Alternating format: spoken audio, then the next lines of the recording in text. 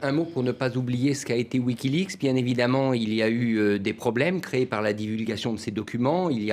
On pense qu'il y a eu des personnes mises en danger, mais n'oublions pas que quand même, notamment la presse, s'est énormément nourrie de tous ces télégrammes qui avaient été diffusés par Wikileaks. N'oublions pas ce que ça a permis de révéler, notamment sur les agissements d'un certain nombre de gouvernements, à commencer par les États-Unis. N'oublions pas non plus la fameuse vidéo de l'hélicoptère, vous savez, de l'armée américaine qui tire sur des civils irakiens.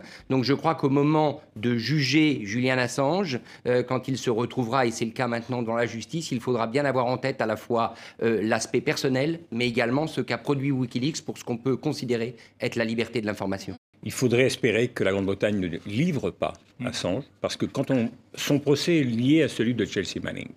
Et quand on a vu comment s'est déroulé le procès de Chelsea Manning, on peut considérer que ça n'est pas une justice équitable. Ça, c'est la première chose. Et je pense qu'il y a une leçon plus générale à tirer de l'affaire, c'est-à-dire que je pense qu'il faudrait des règles internationales sur la question des lanceurs d'alerte.